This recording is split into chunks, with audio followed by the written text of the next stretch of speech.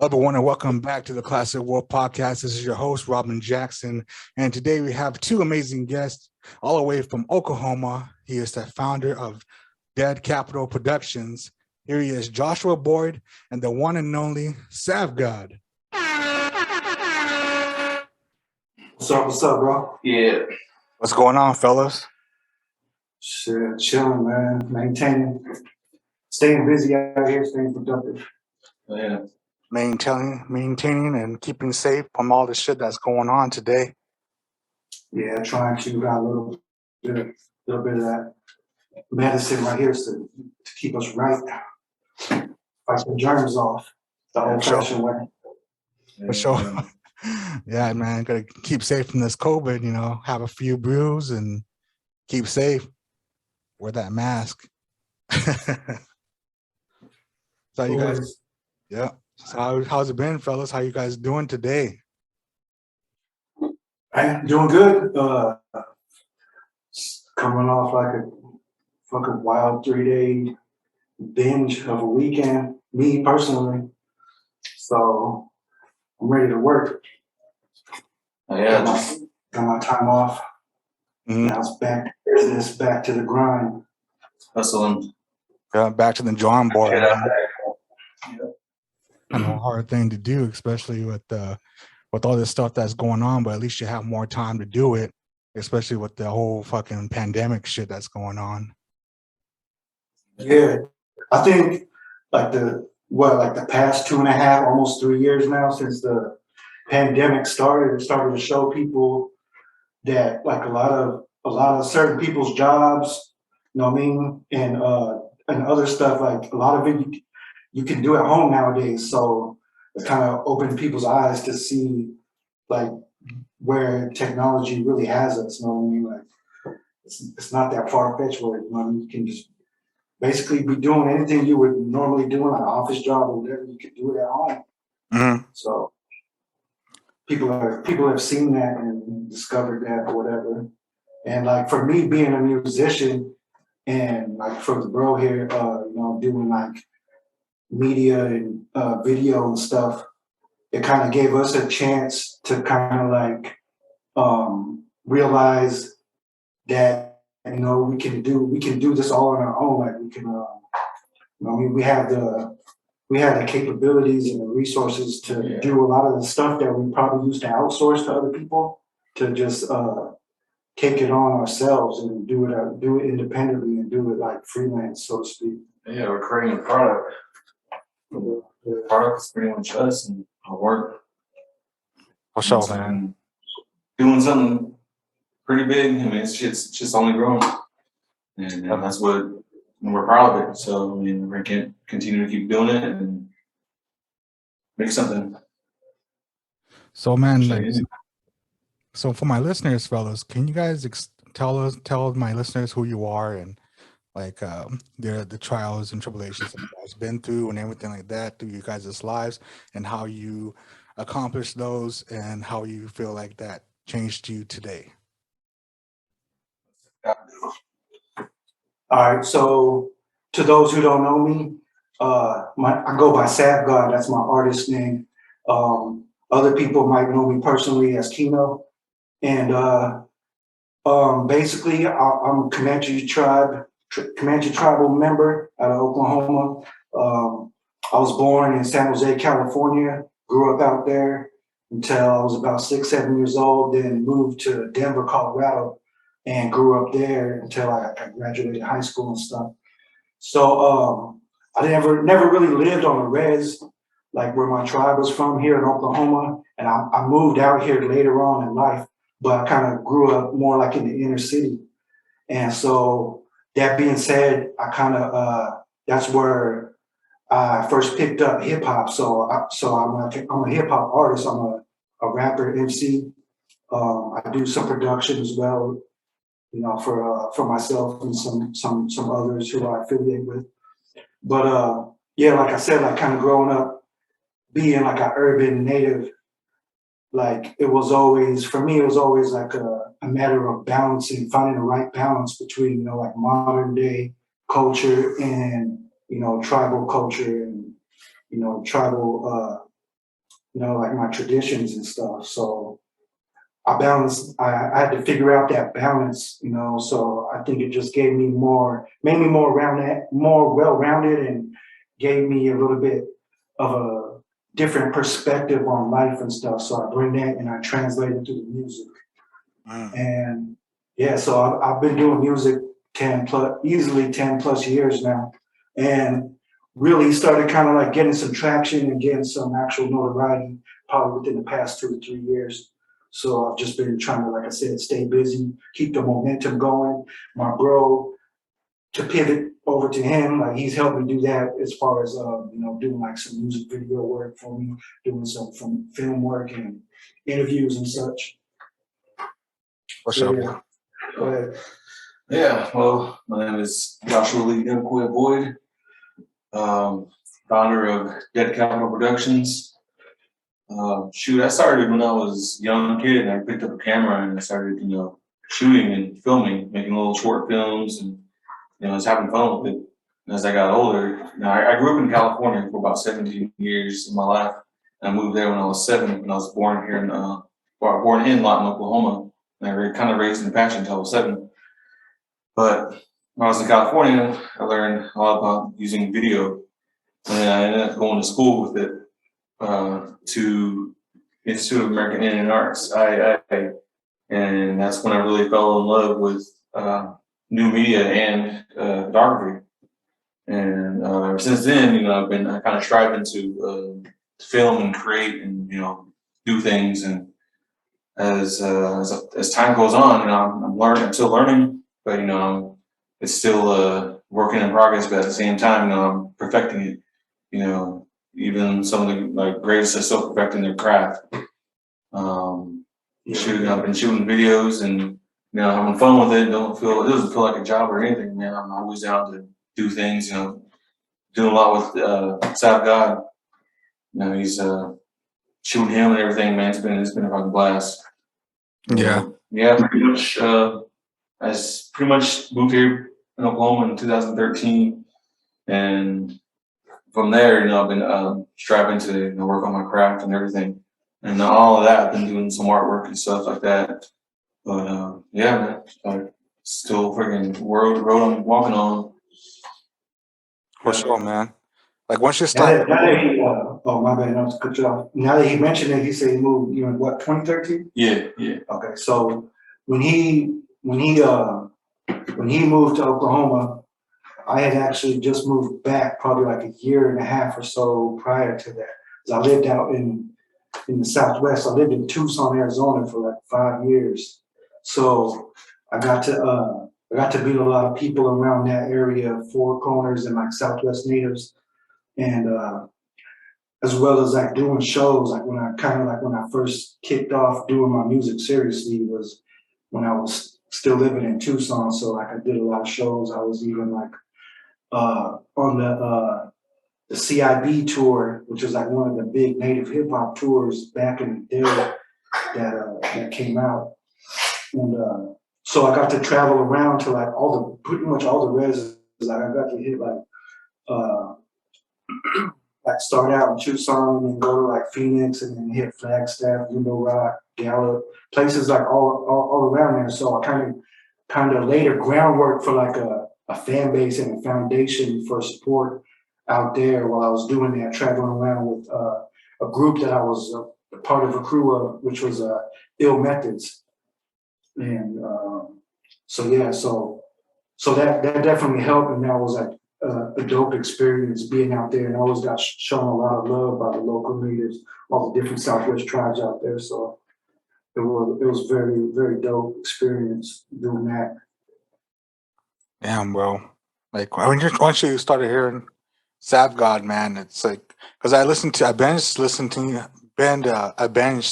listening to you for his last 3 days. I listened to your first album, your second album, your third album, and it's like fucking dope. I liked your first album because your beats, man, it reminds me of fucking like a Wu-Tang type of style. It's like, yeah, Definitely. hard, See, dude. like, thanks, I appreciate that, bro. Like, yeah, like the early albums too, like, kind of expands on what I said about like being like since COVID has hit, a lot of people have realized that they need to be resourceful within themselves. So in relation to that, like my early albums, like I said, I never had like no record label behind me. It's all independent, being just an independent artist, just driven just with my passion. So like I never had money to invest in buying beats from like well-known producers or anybody like that. So I had to learn. I basically taught myself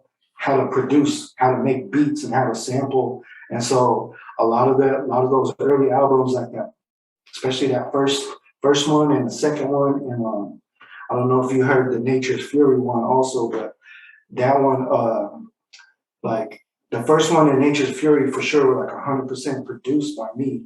And it was just me, like I said, just jumping in head first and like figuring out how to do it, how to make it happen. And when I put it out, like I said, I got a lot of love from, from the people who I could reach, like, locally around in the Southwest. And so much to the extent, like I said, like I made it on some actual tours with some like established artists, like well-known native artists such as like, Superman,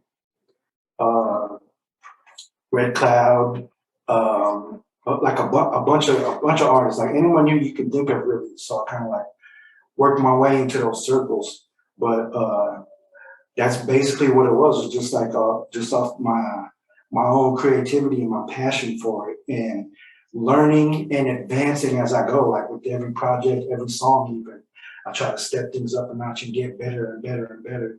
And now, like I said, like one of my first real solo projects was probably like in like 2009 or something. So in that time span to now, like the progression and the growth and the maturing as an artist, even like as far as content wise and what I rap about, what I speak about, like it's come a long way.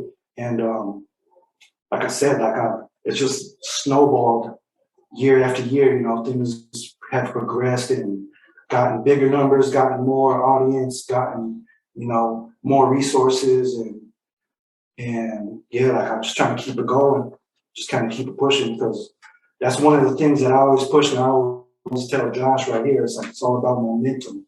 You got to keep your momentum going, and if you can keep that, you keep your momentum going, and keep your your work ethic up, then you're bound to see results. So yeah. So it is really. Yeah, that one song that you wrote was called "Why Me," and the first album, man. That song's pretty dope. I like that song, man. That song. I was like, damn, dude, this fucking like. How did you when you wrote that song? What were you feeling when you wrote that song, bro? It's so long ago, but I was yeah. It was like it was a while ago, but like that one really resonated with a lot of people, to be honest, when that came out. And I think a lot of it has to do with just the sample that I used on there. And just for me being an MC, it starts with the beat. My process like usually starts with the beat. If I hear the beat, that beat speaks to me and it pulls something out of me, it draws the creativity out of me. So basically it just kind of played. I basically just played off of the sample, which says "Why Me" on it, and I just kind of try to relate it to my own life, and like basically just build the song around that. And it's kind of a dark track, It's got a real soulful beat to it, and basically just kind of just like speaking about like being an artist. And when you're an artist in any medium, it doesn't have to be music, it could be whatever. Like when you're putting work out there, and like like your notoriety or your reputation is building, there's certain things that come with that, which is like like the judgment of the people. You know what I mean? Like when you put yourself out there, you're taking a risk, and Yeah. with that, you get people who are going to look at you and like, you know what I mean? Sometimes there's hatred, there's jealousy involved. Sometimes, you know, people show love, but basically just kind of speaking on stuff like that, like, you know, like there's I don't even know exactly how to say it, but but yeah, it's just like, you know, being an artist, like you really have to, you go through that and you learn that that's what it is. And some people can't handle it. Some people can, you know, like there's more, definitely more like, you know, judgment, or there's more, you know, you have people watching you who like maybe they have like a certain idea of how you should be doing things, but you kind of have to learn how to navigate through all of that and just learn how to stay true to yourself and understand that, you know, you can't always please everybody. So Yeah. you really have to like prioritize yourself and your own creativity and have a lot of trust and a lot of faith in what you're doing and what your actual intentions are. I think that's an important word, your intention, what you're doing it for. And because people can pick up on that. Like when you listen, when you hear, you can see like, oh, this guy's just doing it for the clout, or he's just doing it. And for me, like I always try to make it about like stepping my people up, or you know, pushing my people forward, pushing us to the forefront. Like I've always looked at doing music and being an MC as like trying to prove that natives in general as a whole, like we can rhyme with some of the best MCs, no matter if you're in the industry or you're underground or whatever. So that's been like one of my main objectives as being an artist, is just like showing that, you know, we can contend with the best of them. And just it's just a matter of, you know, like we come from such a small fraction, small percentage of this society that we live in here in America or whatever, USA, in the States, that the reason why we're not, you know, as well known as that is because of that, you know, because of those numbers. Like we have to work twice or damn near 3 times as hard as anybody to get any kind of recognition and to be heard and to be seen. And so that it makes it tougher, but at the same time, it makes it kind of like it weeds out, like it separates the men from the boys. It shows who's really dedicated to doing this, as opposed to who's just fly by night and trying to come in and just jump on the bandwagon and do something because they think it's cool or whatever. Exactly. Yeah, dude. Yeah, Like when I listened to that first album and that song really pulled me in. It was like,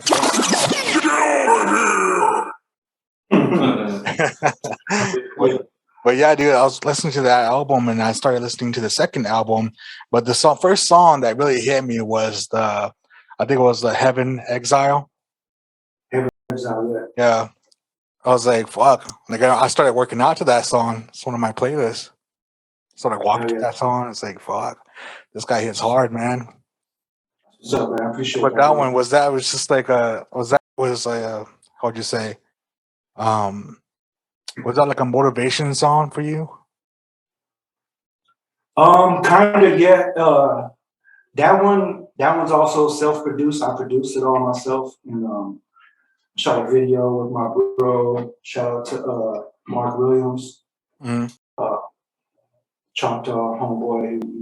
He's done a lot of video work for me in the past, and but yeah, like that one was kind of like, it was like the lead single of an album I put out called SavGod, and you can find it on all the streaming platforms. It's out there, Spotify, iTunes, all that stuff. You can look it up. Just look up SavGod, SavGod.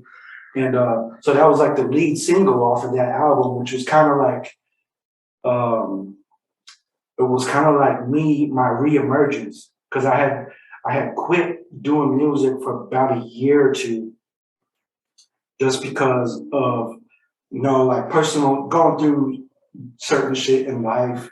And I was a young father too at the time, so I kind of stepped back away from doing music.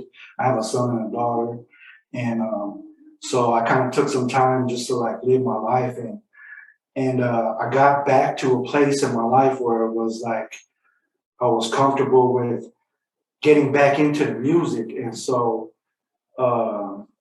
having, like I said, been on some tours and been in other states and got to travel around and get my name out there, especially amongst the native hip hop scene.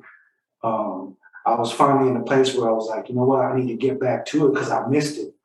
And so that was like one of the first songs that I wrote when I was kind of like in that era, in that mind frame of I need to get back in there and I need to like jump back in head first and just remind everybody, listeners and artists alike, that like I'm one of the best really, and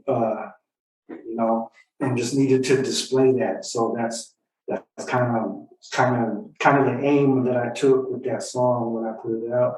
And like I said, when me and my bro Mark Williams, we shot a crazy video to it. Like it's very very visually captivating, and it kind of plays into the theme of the song of like being heaven's exile, where see I look at that from like a native standpoint, where like when the outsiders came here to our land or whatever, they try to convert us to their religions and all that. So like regardless of whatever your stance is on it, like we were looked at like we were unholy people, but which is the furthest thing from the truth. We're very spiritual people, all tribes. Yeah. All tribes and their different beliefs. That's like at the root of our culture. So, but within the scope of Christianity, they look at it like like, well, if you don't follow our ways, then like then you're not going to make it into their quote unquote heaven or whatever how they say it. So that's kind of the aspect I look at. Is like, oh, okay, well, we're heaven's exiles. We don't, but in the same breath, it's like we don't need that. Like our heaven is here. You know what I mean? Our earth, our mother earth, our lands where we come from is our heaven. You know what I mean? So it's like we believe in like a spirit world which is up there, is in the stars. And anyways, like we have our own structure to our own belief system. So that's why I kind of like use that as like just claiming it, just owning it. Like like we don't need to be in your heaven, because like we've seen what your beliefs and what your religion. We know that we have our own belief system in place that works for us, and so we don't necessarily need to conform to anything else. And so that's kind of the way that I took it. And it says in the hook, it's like, I don't want to go to heaven. All I really want is to be a legend. So that was just me like aspiring. Like my whole goal in doing all this music is like, it's definitely not the money, it's definitely not the fame, because that's not even in the reality realm for us. Like I said, like we come from such a small percentage of the population, like that's so far off from reality. But what I do aim for is to be a legend in this native hip hop thing, or in hip hop as a native, because I want to inspire others. So I want others to look at it like, hey, like this dude was able to do it just based off his talent, based off his creativity and his skills that he had. So that means that it's possible. There's a way for me to follow behind that. And just like I said, like there's a lot of others who I've followed too, like artists who paved the way for me. So it's just basically going to that, like inspiring and keeping the momentum going. Yeah, I was just about to get into that. Like with that song, man, it's like it's a really inspiring song, especially to our young youth. That you can do something, you can inspire, you can be who you want to be, especially on people's reservations, especially mine. How it's so small, but people are getting into their mindset that they can't do something. But if everybody was to listen to that song to build their mindset that you can inspire, you can do something, you can be Yeah, inspirational to others. So that's what I really got from that song. It's like, fuck, man. So, yeah, definitely, bro. Like even even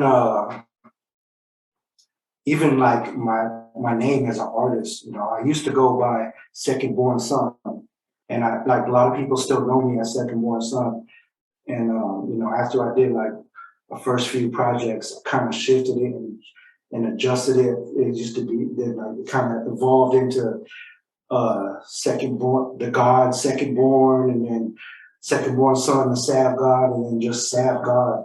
And that kind of comes from, like I had a conversation with someone one time, and they like it came up like, like who were your heroes growing up? And I was like, well, there's very few for us, being natives, being indigenous men especially. Like there's very few for us to draw on that, like our inspirations or our actual heroes.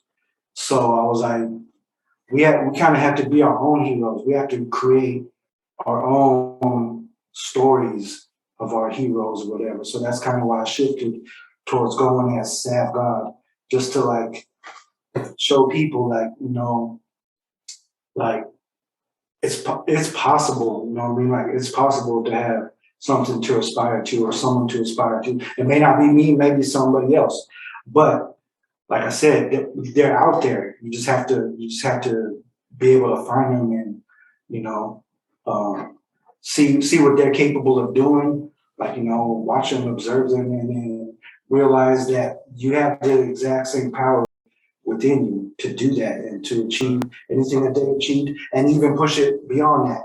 Like with the young generations, the young cats starting up, rhyming and MCing now, I hope they see me and they see others. They like whoever they follow, whoever they listen to, and they like, they aspire to be. I hope they see that there's a way, see that there's an actual possibility for them to do that, and then do that and push it further. You know what I mean? Like I said, it just keeps the momentum going, keep yeah. it growing. Yeah, especially what you're doing, especially with this podcast. Like, I'd really try to push it and make it fun. Don't try to make it into a job. Just make it fun for you and make it fun that it inspires you to be who you want to be and picture in your mind who you want to be in that day. So right now, man, like I feel like for you, man, you're inspiring music, man. Like there's some songs too that made me smile about I think it was the third album. It's called Business for Pleasure. Oh, that business before pleasure? Yeah, Yeah, that's Business, yeah, actually Before Pleasure, yeah. Like there's a that's one actually there's a one line in there that I was just like, fuck, this guy's living life. But it was just like which song was it? it was it getting head while I'm hanging out the window or was it the sunroof? Yeah. I was like, Shorty do wild shit when she come through. Get me head while I'm hanging out the sunroof. hell yeah. Yeah. I mean, like I said, like I was just like, fuck. Certified badass. yeah, see, like I said, man, it's what I mean, I draw on my creativity from my actual real life, and like I said, like you know what I mean, shit, like wild shit just happens, bro. Like when you're sad about, like I mean, I get put in certain situations where shit gets wild, bro. Like I know, man. it's dope, it's dope, it's dope. Like, Especially for us, man. I have to document that, so I put it in the song. Like all of us have that native humor, man. I was just like, fuck, man, it's a bad dude. It reminded me of that one movie of Harold and Kumar when that dude's in that doing that line off that chick. Oh yeah, Yeah. yeah. So like that's I guess you could say that that's one of the benefits.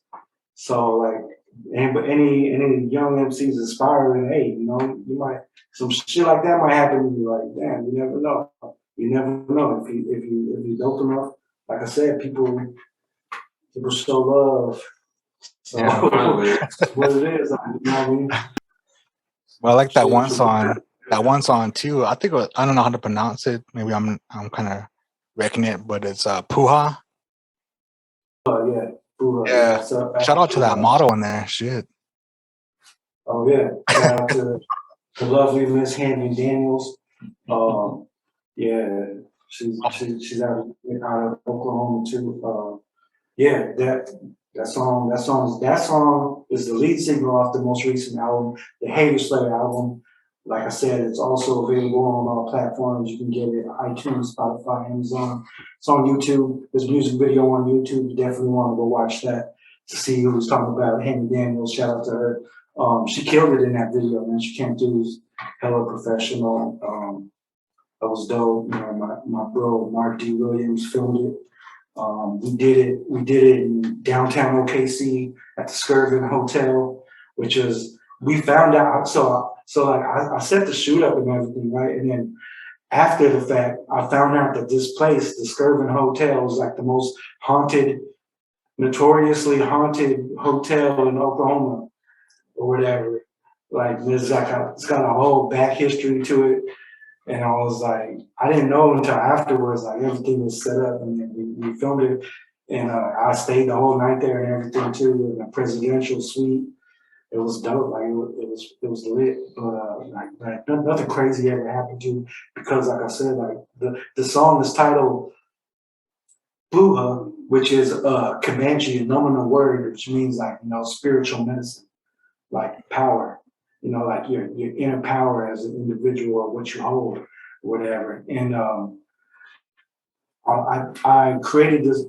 I wrote that song because I wanted it to be inspirational for everyone to realize that we all have this power within us. And you know, this society that we live in tries to blind us from that, and it tries to take that away from us, and it tries to make us forget that. So I feel like this song, just the way it came together naturally, how the words came to me for the chorus. I just kind of wanted to emphasize that, like, it doesn't matter who you are either.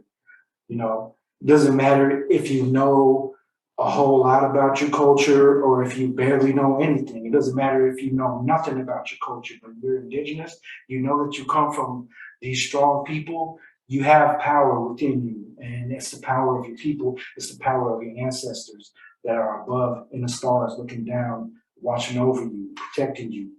Because that was, you know, way back in the day, you know, when you know these outside invaders came and tried to take our land and stuff. That was their dream. That was their wish. Is that, you know, that these bloodlines of our people survive.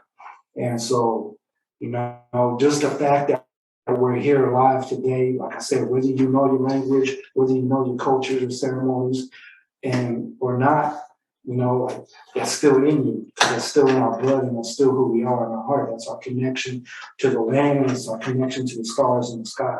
So that's what that whole song Kula is about, is making people realize that, and make not even more so than making them realize, making them remember, because it's in your blood. It's in your blood memory that exists. And so sometimes you just need to be reminded. And so that was the whole intention of that song right there. Yeah, that song hits hard, dude. Much love It to is, that man. song. It's a fucking banger. Whenever I finished it too, like as soon as I got out the booth and when I was listening to the playback, I was like, this is the one. This is the sync. This is the one that I'm putting out first. This is the one I'm doing a video for, and I'm putting it out because I knew like the message was so powerful within it. And I want to talk about the recent song that you put out, the one that Joshua Board was in that did the whole video. It was called the was it all not half? All Not Half, yeah. Yeah, that one verse too with the word to Nipsey verse. Oh yeah. Word to Nipsey, this marathon takes patience. A gang of homies quit because they had no dedication. My life's a celebration. I'm lighting big blunts up. My circle strictly day ones and never switched up once. Yeah, that's a dope track. Yeah. How long did that video take, Josh? Or with both you guys? Shoot, it actually took pretty. It took pretty damn. Didn't take that long. I mean, when we Charlie, we just had fun with it. I mean, kind of just lost track of time and shit. We got some good ass shots, and we damn. Craziest thing is like when we worked together on these ideas. It's there was no struggle to or power struggle. You could say. Yeah. And that's what I always like, because I worked with other artists, where and I was trying to tell them like what the vision was, and they didn't really want to work it out or do it because they had other ideas, but their ideas wasn't really part of the vision I was trying to shoot. That's the thing. Like that's a good thing. What you want to find is when you're working with someone is that you guys collab together, and you guys go off each other's ideas, and you're accepting to each other's ideas. That's the best thing to do when, especially when you're filming someone. Yeah, you gotta have chemistry. When you have a chemistry and you have a working like I said, a working chemistry and Working mindset. Yeah, exactly. Man, like with Josh, man, like I know him for a long time. I know him for like 13 years. 13 years IA. Like when I first met Josh, man, at that school, man, I met him through Russell Sun Eagle and Dukon Harris. They were always used to sit together in this little round table and make jokes. And Josh would be in the kitchen making us food because he used to work at, was it the culinary, the lunchroom? Yeah, the cafeteria. I used to tell Josh, "Hey Josh, make me some eggs." He would do it. Shout out to Rugged Side. Shout out to all you guys out there that I just mentioned. You know who you are. But with Josh, man, like I knew that Josh had something in him. I knew he had that mindset because of him, being inspired to do painting, being inspired to do what he does now, as to do the work, and don't think about it. Because if you think about it, you get in your mindset, you get in your head, you have that little bitch inside of you that you say that you can't accomplish this. But with Josh, man, right now, man, he's hustling. He's hustling right now. And meeting you was, I don't know how you guys met. Can you guys explain that? Actually, we've known each other for a long time too, probably even longer than you might know, because we're kinfolk. Like I said, we come from Comanche tribe, and I can say as far back as I remember, like his grandpa, which is the late great, Doc Tate Navacorda. I remember his grandpa coming and visiting my family one time when we lived out, just outside of Denver, Colorado.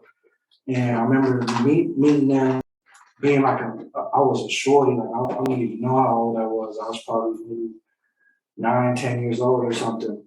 But for the longest, I've known his family, like our families have known each other and have been super close for like the longest.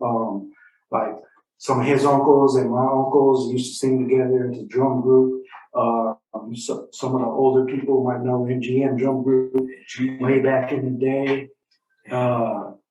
They used to sing together, like my uncles and his uncles. And so, like, especially in Oklahoma, Southern Native way, there's always a lot of adoptions, amongst families. Like, you adopt somebody. When you adopt someone into your family, then their family is also your family too.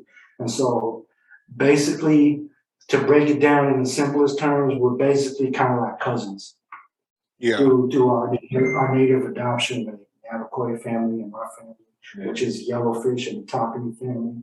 like, and bringing that forward to present day, like we live like a couple of houses down from each other in Atacama Village, which is named after, one of my family's patriarchs, Chief Atacama from the Comanche tribe.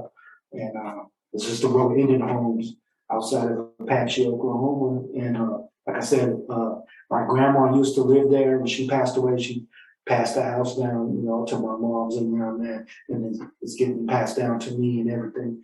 And so, like, we've known each other since real young. And like I said, he grew up in Cali also. I grew up in Cali. And so we knew each other from out here. And then, we both moved to Oklahoma and reconnect. Like, we've just always known him. His older brother is one of my good bros as well too. Shout out to Dennis. But yeah, like it's just all kinfolk, like we're just, and it's crazy how everything, like, so if you were to flash back maybe like 10, 12 years ago and be like, oh, we're gonna be working together on something. If you would have told me that then, I was like, there's no way. Like, you know what I mean? Like, I didn't know, I never even knew Josh was into like film and all that. And like, but it all came together. So that's what makes it even more dope with like us doing projects and working on stuff now. Cause it's like, you know what I mean? Like, we've known each other for so long and everything just has happened organically, and it just fell into place. And so now, like when I hit him up, like, hey, let's go shoot a video or something, it's nothing. I mean, it's like just riding down the road with your cousin or whatever. You know what I mean? We shoot our ideas back and forth, and like we do it like that. Like I said, having that working chemistry, having that working relationship, it makes it so much easier to knock stuff out. And like I said, we've been keeping the momentum going. Like we've knocked out 1, 2, 3 videos so far together, and we're not stopping anywhere soon. We've got like short films that we're working on scripts for that we're going to shoot together, and just combining our skill sets and our talent together, and trying to do as much as we can because shit, shit, why not? Right? Like, always might up. as well, yeah. It's been working, you know what I mean? Like, we've been making some noise. There's Gain some traction. yeah, like the saying goes, there's power in numbers, It's like Yeah. we could easily be trying to like look at each other as competition, but at the same time, that makes no sense when we can work together and knock stuff out, like achieve a goal and make something happen, create art. That's basically what we are in essence is, we're both just artists. We have our different fields, our different mediums that we mess with and we put it together and we make stuff happen. Yeah, consistency, man. That's key, man. Just keep doing it and be who you are and don't try to change for anybody. I mean, that's what this whole podcast is all about, man. And with Josh, man, like how does it make you feel from being from last year to now? Like, did you have any type of feeling or have like a goal in mind for you to be who you want to be right now with SavGod? From last year, it was a very sad time for me. Uh-huh. Now, I lost my mom. Truly never quit. Sanders, so shout out to her. It was very sad, trying to figure that out. And, I still had my vision of, filming. Yeah. It's just things kind of happen. But from then to now, I've been gaining a lot of traction. A lot of people have been hitting me up about videos. And, I've gone through, a lot trying to, get my vision out there. When you're doing something, creating art, you have a lot of doubts in everything that you do. But like you said, there's that voice in your head that you really gotta damn, speak up against. Yeah. I had people not believe in me. I didn't, almost didn't believe in myself. But I still kept going. still kept trucking and hustling. And now finding myself that I'm getting some opportunities, and that I've been my business has been a dream for me for quite a while, and it's starting to all come together. And SavGod is big freaking help to that. Like working with him and taking us out after we get out filming. Getting whiplash.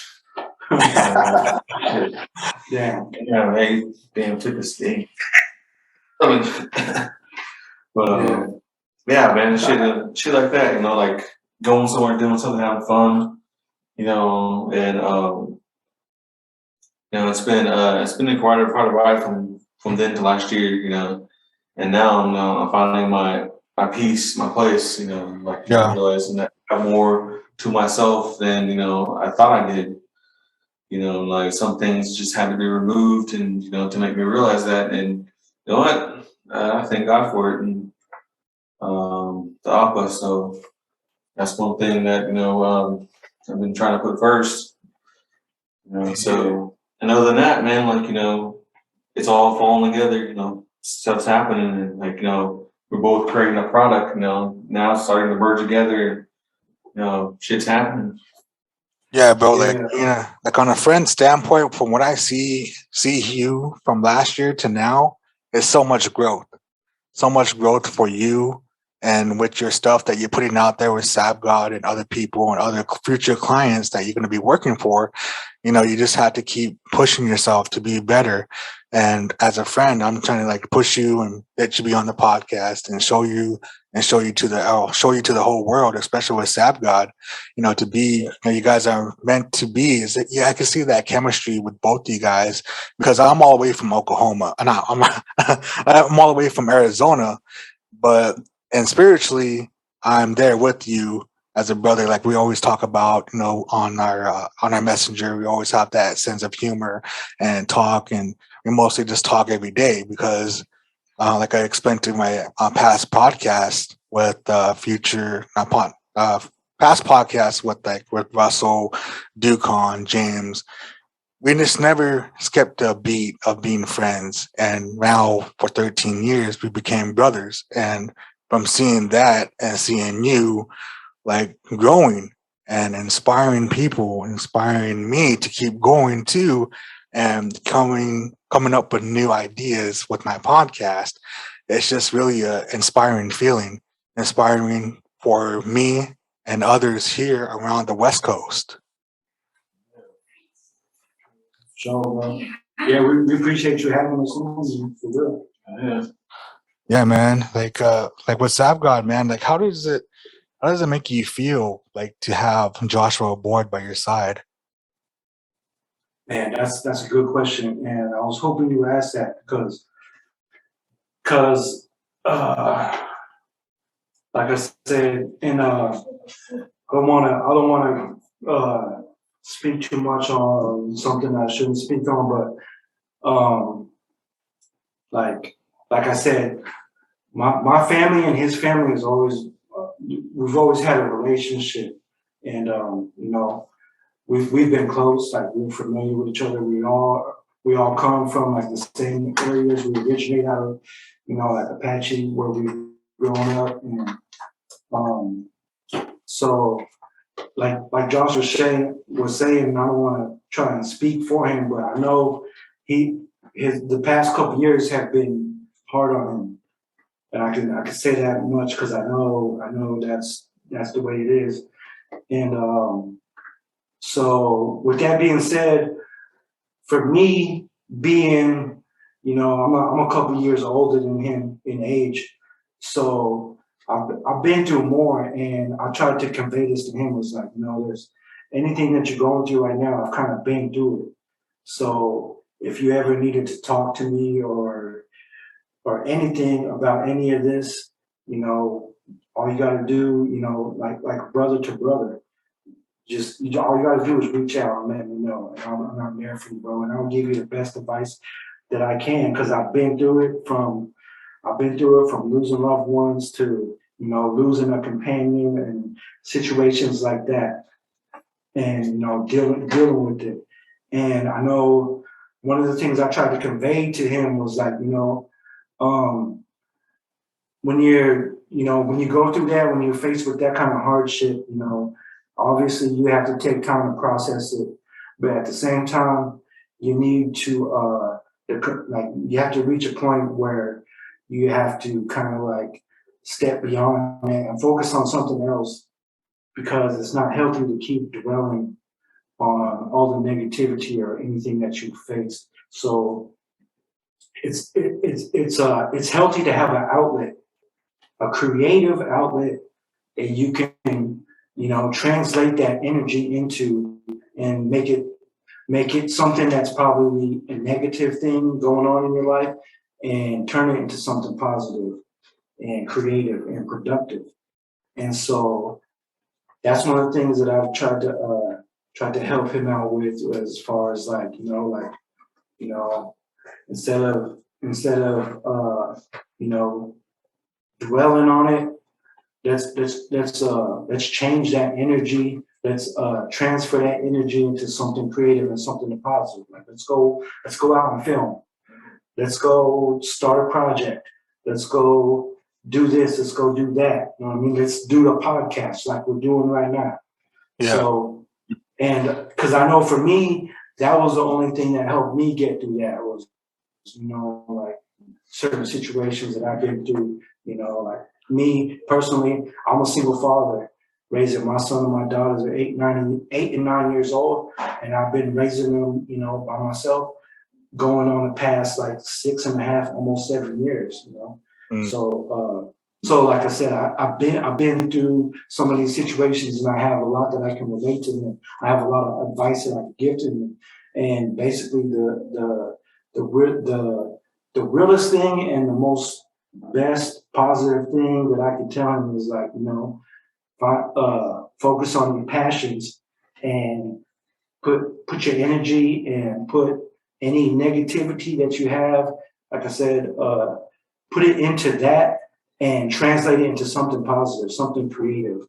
And so that's what I tried to help him out with, like I said, like the past few months or so.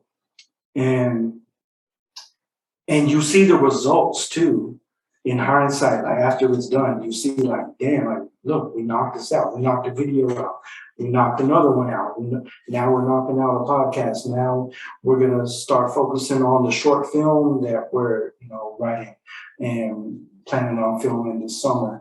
So, you know what I mean? Like it's just kind of like being a big brother and being a mentor. And at the same time, he's amazed me with his, like what he can do. Like you said, you seen the All Not Have video, like we worked so well on that one, and the one prior to that, like it's like, man, we could do one of these every week. We could do one of these. We could do a video twice a week if we wanted to. You know what I mean? Like we had that working chemistry, so it's a no-brainer for us to be like, well, what can we do further beyond that? We could do a movie, we could do a film script, you know what I mean? And like just keep pushing it further and further each time.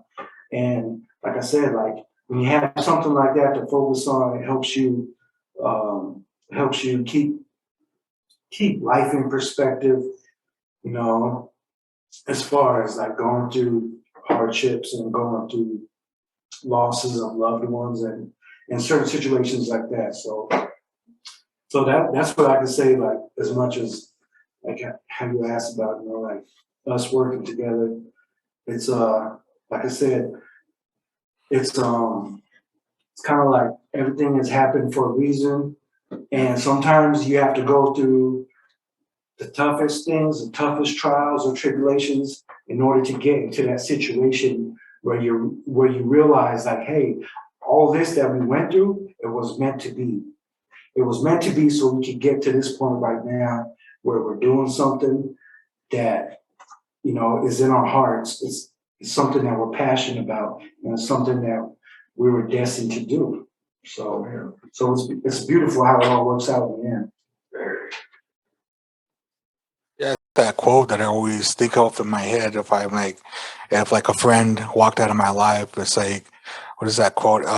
Some friends stay for a season and some stay for a reason, type thing. Yeah. Yeah. It's just like, fuck, man. Like a lot of stuff, like what you guys are saying, you guys is chemistry, you guys is shit like that, and you guys is like new. Your videos on what you guys are doing is becoming like big now, man. Like what you guys are doing right now, coming up with new projects, keeping each other motivated, helping each other when you guys are down, talking to each other like brothers, and being more productive than what you were back then from last year. Exactly, bro. Exactly. Getting there. Yep. Just like I said, like it's all about momentum. Keep it going. Keep the momentum going and keep it building. And the sky's the limit.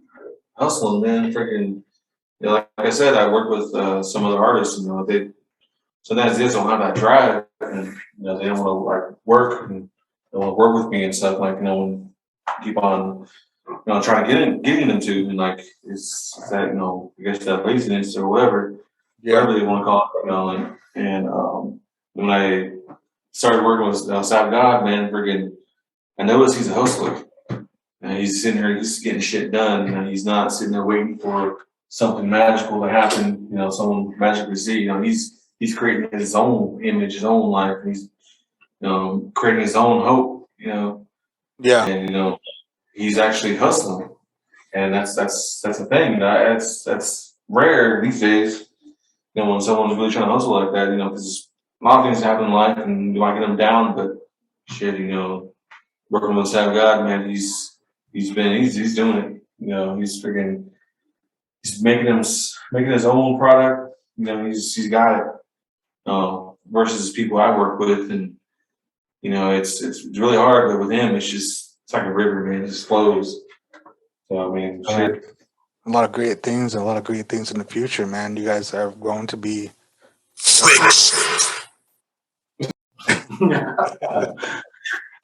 But dude, it's like, so when you guys think about like right now, like your guys' future projects that are coming up, man, like what do you guys have big dreams and big projects that are going to be in the future today? Oh man, I think. Well, first of all, we just recently, just tonight, just before we started doing the podcast, we got the final cut back of a video that we filmed.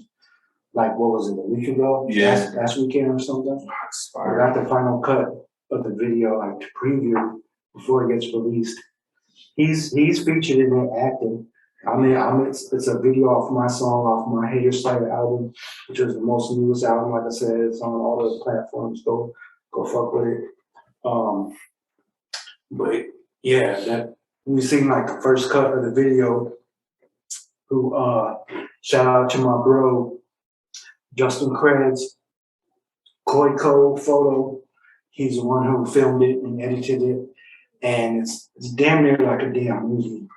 And it's fucking beautiful. So like we've like I said, we've created this cohesion, of artists, filmographers, videographers, and we're trying to keep collaborating and keep building things forward. Like I said, we're working on a short film, potentially maybe even a movie. For me personally, I have a project that has been like a brainchild of mine for a while, of doing an actual animated film, sort of like like the Pixar's and the Disney stuff, but about by natives and about natives. On that type of level, where hopefully we can get it distributed and released, by something like a Netflix or something like a Hulu, or these different outlets, these different platforms that are starting to show love, to the native creators. So, and like I said, for that specific project, it's kind of going back to, like I said, about we have to create our own superheroes. So I can't divulge all the information on who the superhero is, but it comes from our culture, our Comanche culture, and our history. Like, it's written in history, like it was an actual person. But kind of bringing that to the forefront, like native stories, native tales, native narratives, Yeah. and bringing them to the forefront and making them entertaining for, not just natives, but for anybody across the world. And this specific one I'm talking about is kind of like a native superhero. It's really dope. It's a really dope concept. It's never been done before. And as far as I know, a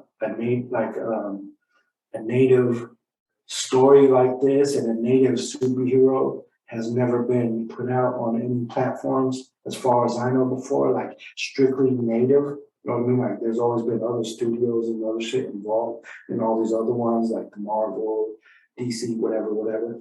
But so maybe this podcast gets in the right ears of somebody who wants to help us back that. All you got to do is reach out, because we have the ideas here, we have the scripts ready to go, and like, now's the time. You know what I mean? It's 2022. Yeah. There's all these recent shows that have kind of been like highlighting natives and stuff, and finally giving us a platform on the forefront in the mainstream. Like, this is what it's building. This is what it's building up to. You know what I mean? Like we're in now. It's been what, 530 plus years since like contact with outside civilizations here. And we're just now finally in 2022 and 2021 last year, starting to get recognized and seen as a market. And that's important. That's important to say that, as a market, because they realize there's a market for this. Yeah. And it's not just us. It's not just natives. Because if it was, they wouldn't pursue it. You know what I mean? Because we're such a small percentage of the population.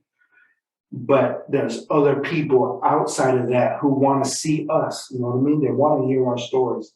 They want to learn more about us, and in the present day, not just back in the day when we're like riding horses and all that. Like, that for so long, Hollywood has portrayed that as the archetypal image of us. It's like we could only exist way back then. Like, nah, we live right here, right now. You can see it in my music videos. You can see right now, I'm wearing an Adidas tracksuit. I got gold, I got silver and gold on my chain. Like, we aren't some people who are dead, who are stuck in ancient history. We're living right now. And that's kind of, a lot of that has to do with like why I do music in the first place, because it's like people haven't seen that. They haven't seen an artist, a native MC who's fucking raw, who's hardcore, who can spit like the guttiest, grimiest, who has lived that and can really touch on that authentically. A lot of people haven't seen that. They don't know that even exists. So doing these videos is important. Like, doing all this work is important to show, like, hey, we're still here. You know what I mean? Like, and in our spectrum, like, us as a people, indigenous people, native people, we're so dynamic. Like, it goes beyond this. There's more. There's singers. There's filmmakers, videographers. Like, there's writers. Like, we can do anything that anybody else has done, and we've been doing it. It just has never gotten the shine or the light that it needs to, and it's finally getting to a place. Thanks to shows like Res Dogs and like that, and the notoriety that they've been getting. They're breaking down those barriers and breaking down those walls for us to step in and bring more of that to the forefront. So like I said, like, it's dope. It's all about momentum. We got to keep it going, keep pushing it. Oh yeah. Oh yeah, man. What about you, Josh? About me? Shit, what about me? Shoot, man. Like, Tell him. all right. So pretty much, man. Like, that's by going off like what he says, man. It's the same thing. Like, freaking me filming. I want to get our image out there. I want to get out people to show people who are not natives that we're something other than what they see us as. Yeah. We're more than what they see us as. We're not just the 1800 Indians or natives, that just going out there, trying to get effed by the cavalry. Now we're more. We've done more than that. We're still doing more than that. There's all kind of artists. There's rock artists, rap artists. There's freaking artists. Paint. We're modern day. But they want to see us back like we're 1800s. That's the thing that I want to really focus on and get us out there. Is that hey, we're more than that, and that's one thing I really want to just focus on is that that we have more to us than what meets the eye, especially the European eye. One thing that I know is I had a friend that's from Germany. She's German, and I remember she blew my mind telling me that they see natives as heroes. And I was kind of like, what? And then she's like, yeah, like you guys are heroes to us. And like, I'm like, wow. And that blew my mind. But come back to here to the United States, man, like they don't see us that way. They hardly even see us. But I want to be part of the ones who break the barriers. Who one person could look at me, like, hey, that's an Indian who's he's filmmaking. Mm-hmm. We don't do that too often. Stuff like that. I kind of want to break those barriers of those, the mindset that America has about natives. And that's what we're doing. And I want to build from that. And I want to do stuff for our people, so our people would look at like, dang, if you can do it, why not me? Because I always used to think about some certain things, certain projects that I've been slowly working toward. Is like all these. One of the projects I've been working on was native role models. I don't have their title yet, but it's about native role models, and it's about natives being in every kind of art, every kind of like modern day. There's people who I have scheduled interviews for, from martial arts, to graphic design, to hip hop rap, and to like all other sorts of stuff, beating, kind of show everyone that that we are more than what they think of us, than just casinos and stuff like that. Yeah. That's one thing that I've been striving for. There's not too many native role models out there. I want to show the world that we're doing it. That we own businesses, we're doing this stuff because there's people who are non-natives that I talk to, and their outlook on us is not good. That we're just living off casinos. Yes, basic stereotype. It sucks that that a native can't pick up a drink without being called an alcoholic. It's a thing.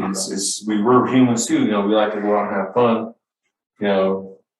We're not that percentage that they think we are. We hold down jobs. We all work. We all pay bills. We all pay taxes. Raise families. Yeah, raise families, man. Freaking, I'm a single father too.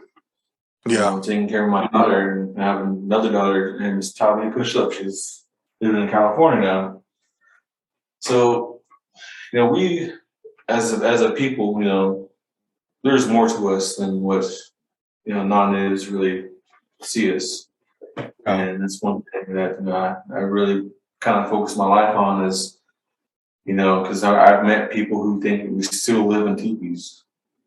It's crazy that they even still think that. It's like, wow, man, like they're so disconnected. We're so disconnected from them, and it's not our fault. It's not our fault at all. Like they could say this and that, but you know, one thing I know is that it's not our fault. Yeah, they just see what is portrayed to them. So, like, I mean, like, whatever's portrayed to them is what's in the mainstream, and like, you know, Hollywood and whatever else.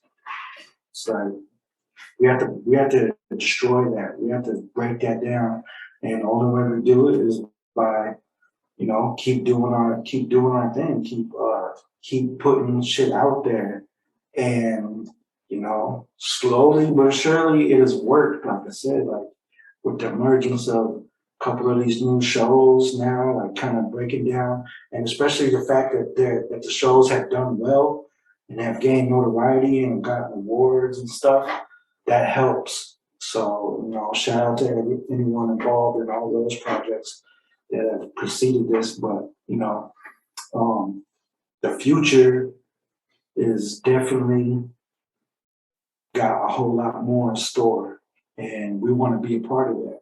Definitely want to be a part of that because, you know, because it's long overdue. It's long overdue. Like you look at it, you look at it like not to, and this might go one way or another, but not to play like, you know, oppression Olympics with any other ethnicity or race or people, but every other ethnicity and race has got their little stuff going on. You know what I mean?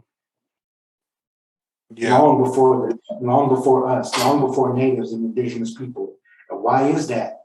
Why is that? Because, and you can go back to what I said earlier, it's because the people, the executives behind these companies, they didn't think that there was a market. And that's what it boils down to, the market, the money. Yeah. Now they're realizing that there is a market.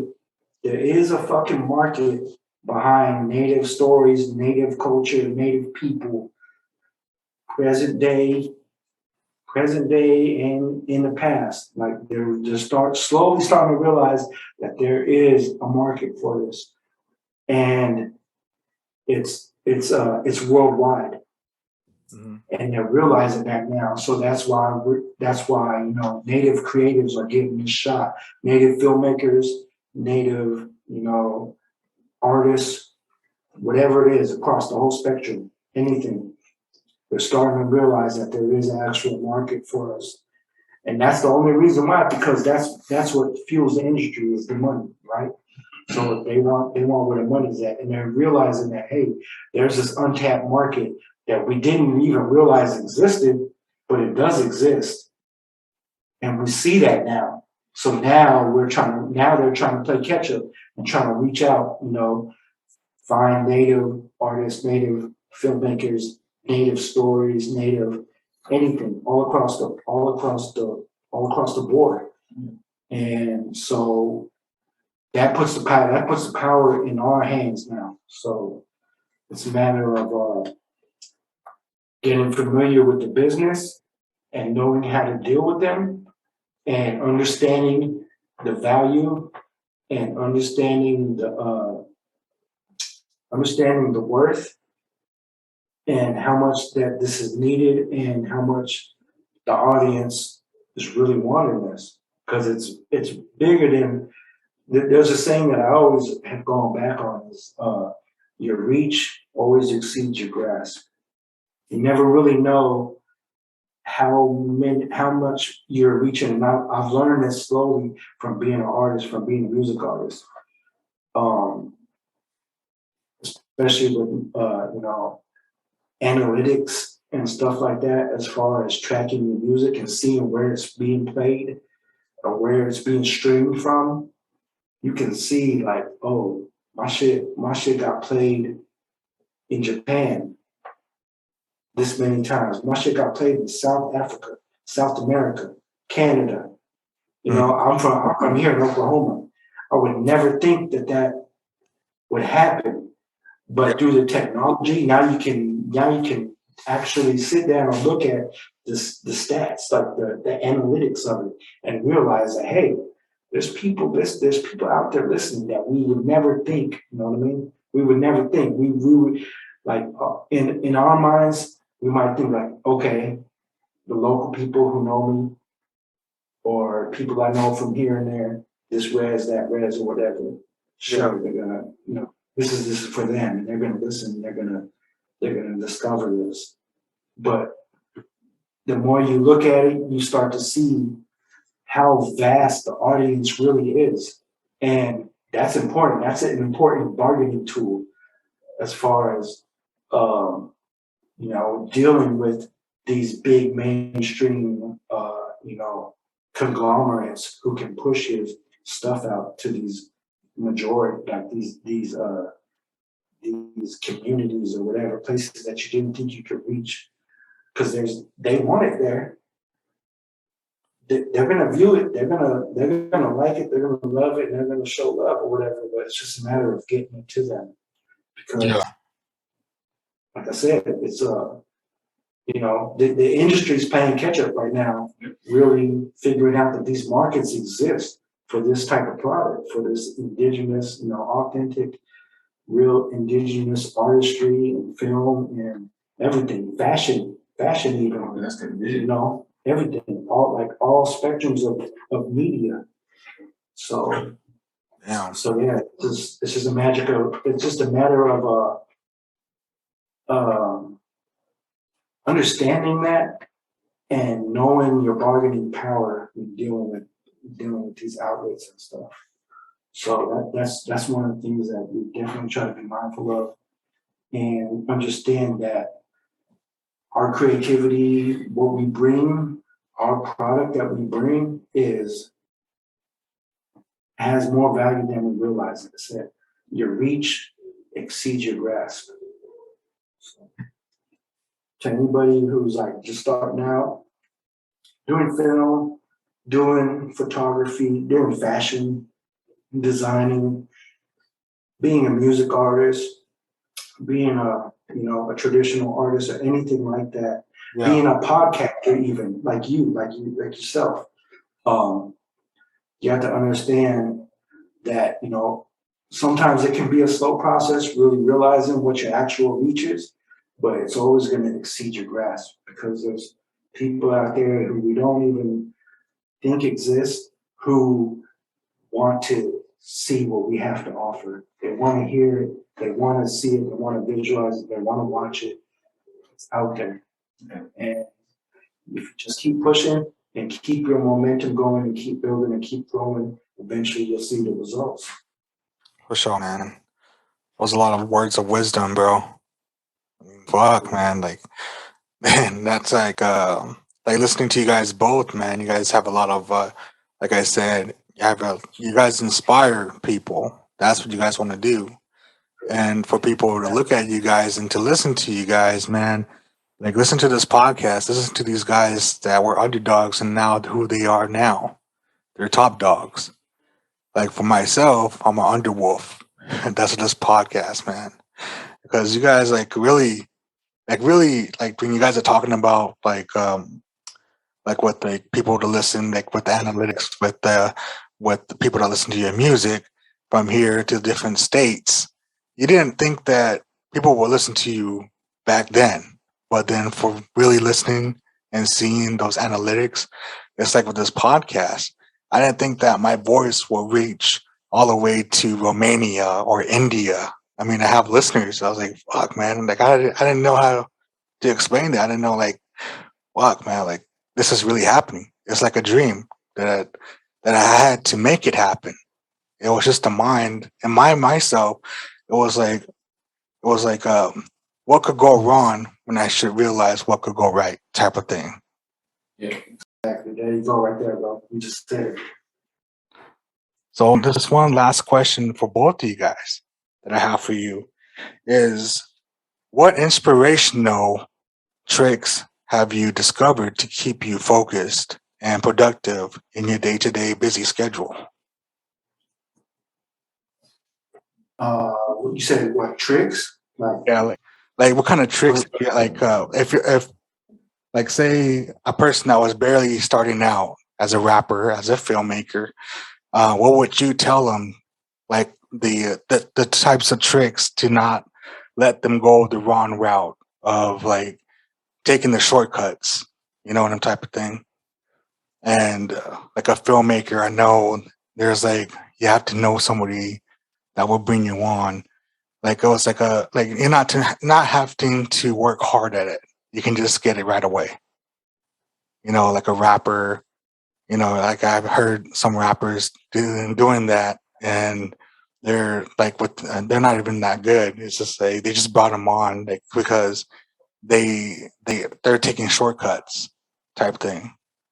Well, with like when I'm like my question was like focus and being productive and like what inspirational tricks have you discovered like from when you first started to now?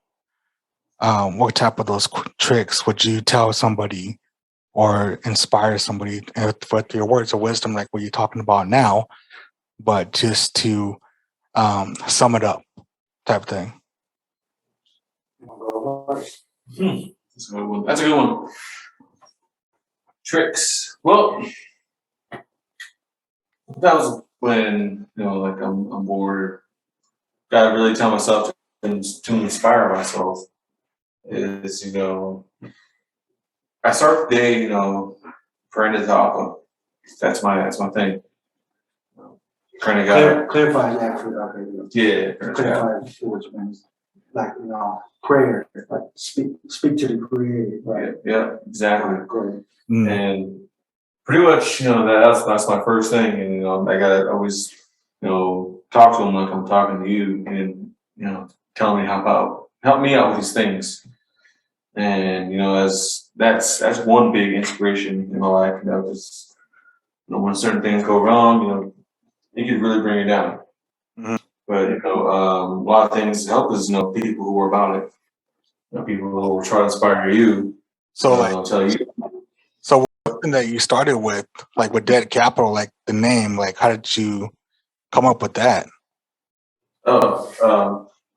So the name Dead Capital, it kind of it's derived or comes from a historical point of view or its history. See, back when the United States first formed the tribal governments, you know, we didn't create them. The United States did. You know, they originally they put so many laws and bylaws on the tribal governments. You know, and we were supposed to be farmers, and we're supposed to create our own economy. We're supposed to, you know, buy, sell, trade. But you know, back then, nobody wanted to trade with the Indian, and we kind of just put on the reservations and forgot about, you know, what that kind of name comes from is, you know, when we're supposed to create our own economy, the tribal governments were meant to fail.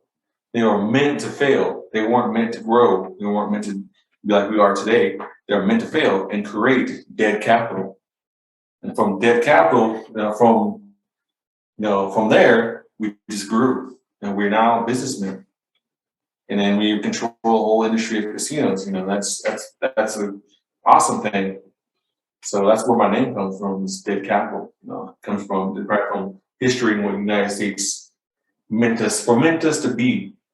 We were supposed to create dead capital, but no, we didn't give up, and now we are where we are. That's dope, bro. That's dope. Yeah, damn. Strong words from a strong man. Well, going back to that question, like with you, Josh, and SavGod. Oh yeah. So what I usually, you know, try to tell myself, put myself up, you know, and I'm always thinking of ideas of what I want to envision and shoot. You know, and I'm always asking people, like trying to get myself for projects, you know, asking them if they want to do something, they want to film. And I'm always down for it, you know, like, and before I go out and do film, you know, one thing I really think of, you know, is my girls, my daughters, and my kids, and then I'm thinking about my mom and like, you know, how she meant me. You know, she always, after I got out of school, she'd always kind of like, you know, brag about it. And I was thinking, you know, I'm gonna do this. I'm gonna get over that nervousness. I'm gonna push it, to the next level. And that's what really, drives me is, and a lot of times, when I get nervous, I have this little breathing exercise where I kind of just, breathe up in the air for 3 seconds and let it out, try to get that nervous feeling out. There's been times where, I kind of feel like, oh, what am I going to do right? What am I going to do? And no, man, I just kind of put all that stuff I have to put aside. That no, it's time to work. Kind of feel like, don't feel like a job. It feels fun. It feels more like a career that I would love to be. Like I love to be in. And I kind of put all those feelings aside, and then I start shooting. Yeah. And I start working with the artist or whoever I'm filming, and and it just starts flowing. And one thing I could say is what works for me is mentally being prepared, and kind of getting those thoughts of doubt and kind of just pushing them aside. Pushing them aside and just kind of just like throwing them aside. Like, all right, I'm doing this. Kind of just jump in. And that's one thing you gotta do. Sometimes you just gotta jump in. You can't just sit there and wait. Oh, I'm doing next Monday. Oh, I'm doing an hour. Because once that time comes, you're like, oh, forget about it. Let's do it next week. You can't be that person on the sidelines. You got to be in the game. Exactly, man. That's where we are. We're both in the game. We're playing the game, and we're doing everything we can. Yeah. Yeah, man. Freaking. That's what I prepare myself for when I do stuff. Shit like that. Mm. And yeah. And,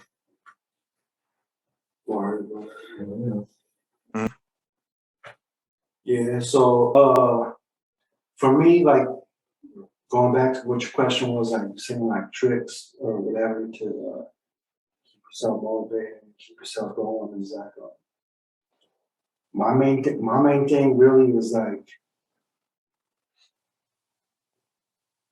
learning how to and maintaining the mind state of trusting your own vision. Yeah. Whatever it is inside your mind. So whatever it is, like your idea, whether you're an artist, whether you're a filmmaker, whether you're a podcaster, whether you write books, whether you are a traditional artist, a painter, anything, like whatever it is that's your medium or your platform on what you aspire to do. You could be an activist, you could be, somebody who wants to get into tribal politics, and whatever it is, whatever you aspire to do, you have to have unresounding confidence and a faith in your vision for what you see that you can accomplish, and be able to block out anybody who has any type of negativity or doubt to put in your mind. Because I feel like that's one of the hardest things for me. For me, early on, I didn't always have that, but I learned that throughout time. Like I learned that throughout each project that I did, or each song even. I learned to build that confidence up and that faith and that belief in what my vision is and what my creativity is and what it's drawing me towards to do. And now more so, like especially with like shooting a video for a specific song, I have a vision. It's visualized in my mind and I can see it. And being unrelenting in pursuing that vision, getting that vision out, making it a reality. So my advice, and I've probably said this before, is just trusting your vision, believing in your vision, regardless of when any outside sources might say, oh, well, you shouldn't do this, you shouldn't do that. And I can relate to this, especially as being like a native MC, a native artist, a musician, is like a lot of times people expect you to fall into this cookie cutter mold where you can't say that because, it maybe like it doesn't coincide with whatever your traditional values are or something. I mean, like they've never seen a native say stuff like that. Like going back to the beginning of the interview, like I said, like the crazy line about getting head while I'm hanging out the sunroof. Like Yeah. there's probably no native MC who's ever said anything like that before on the track prior to me. Mhm. That's just what SavGod brings to the table. So I'm gonna bring something different. You know what I mean? I bring something when you listen to it, you hear it, you understand like, hey, this is original. This guy is not scared to say some fucking raw shit. He's not scared to say some hardcore shit. And at the same time, it's not just about that. I say some real shit too. Like I say stuff empowering to my people. So I always look at it as bringing a balance. You know what I mean? Because nobody's 100% all the way straight arrow. You know what I mean? Like we're human. You know what I mean? We bounce back and forth. And that's a part of life. That's a part of growing. That's a part of being human. Is, you make mistakes, but you can correct it. And vice versa. Like you can do shit good with the best of intentions, but you might have messed up and did something wrong. But like I said, you can always correct it. And you can always find a balance for it. You know what I mean? So that's kind of what I bring. Like I like to live right on the edge of that balance. And that's what I like to bring to the table. And that all boils down to, like I said, is trusting my vision. Because I know there ain't none of us out here that's, who's never done nothing wrong in our lives. We're all human, you know what I mean? Like we've all made mistakes before. We will all make mistakes in the future, but you can correct that and you can recognize that and you can, you know what I mean? You can make amends to some stuff like that. So anyway, that it all boils down to, like I'm saying, is like having trust in your vision and being authentic in who you are and being genuine with who you are as a person. Like nothing I've ever said on track was a stretch of the truth. You know, like I rap about shit that's true, like real shit that I've went through. And people can hear that and recognize that and they appreciate that. And you know what I mean? There's some people who are not prepared for that, but that just that's not my issue to develop. Like I speak my truth when it comes to doing music, and it's all because it boils down to, like I said, trusting my vision. So you have to be able to trust your vision, and as long as you believe you're doing something with the right intention, the intention behind it has a lot. Has a lot to do with it. Like you're doing something with the right intention. People are gonna perceive it in the right way. Yeah. And so that's my real trick is just you have to learn to believe in yourself and trust your vision. Don't listen to anybody who doubts you, and just keep pushing and keep building your momentum. It all boils down to momentum, bro. Like, keep it going. Keep the movement going. Keep your effort going. Keep your work ethic going, and you will see results. It's just a matter of time. And some people aren't built for it. Some people will make it so far and then fall back and give up. But if you don't, you're gonna see the payoff in the end. So trust your vision and just keep going. That's all I gotta say. Damn, bro.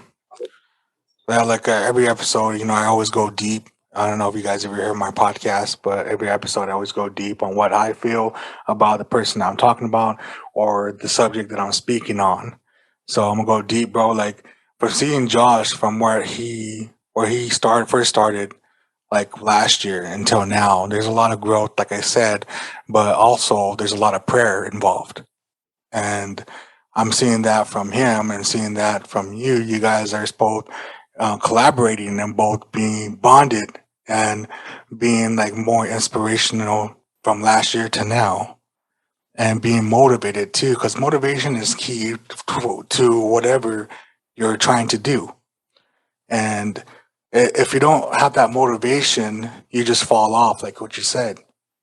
And especially like finding your why of doing something, finding your why you started, because that why is why you started, and it helps you along the long road.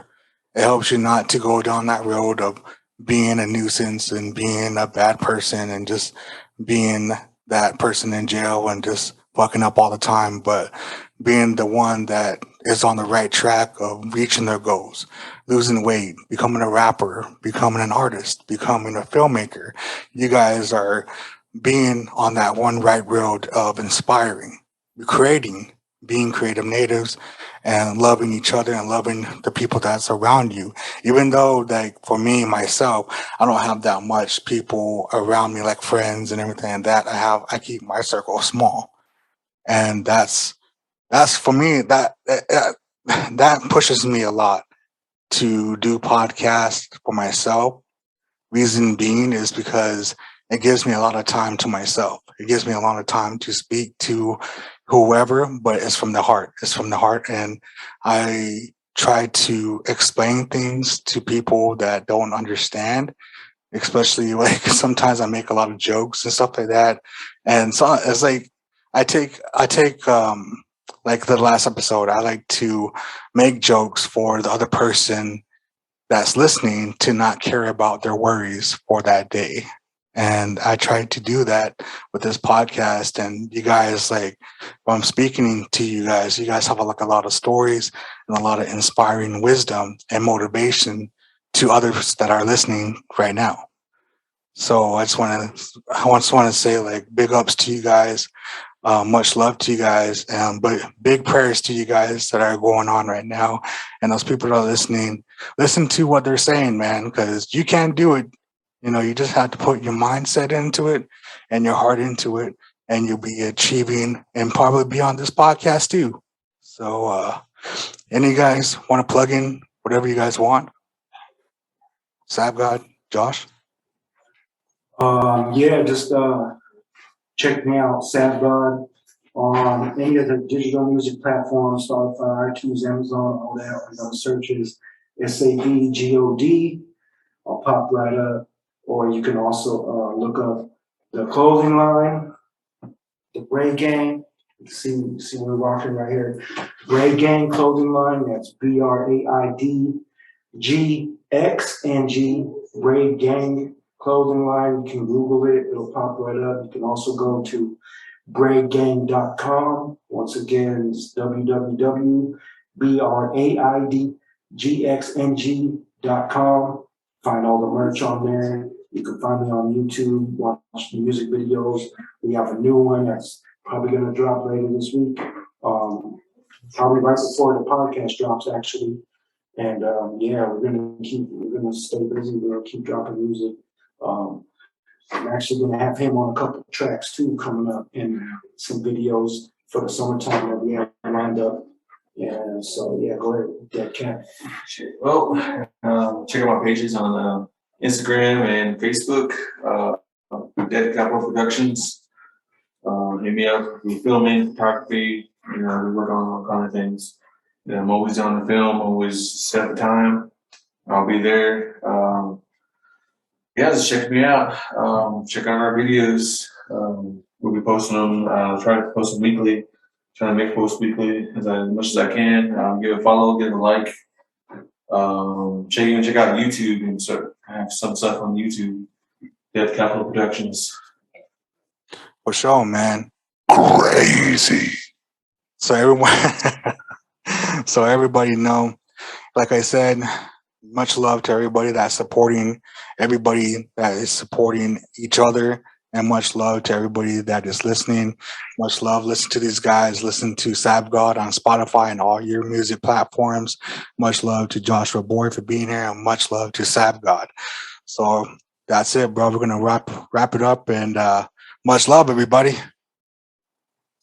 Peace.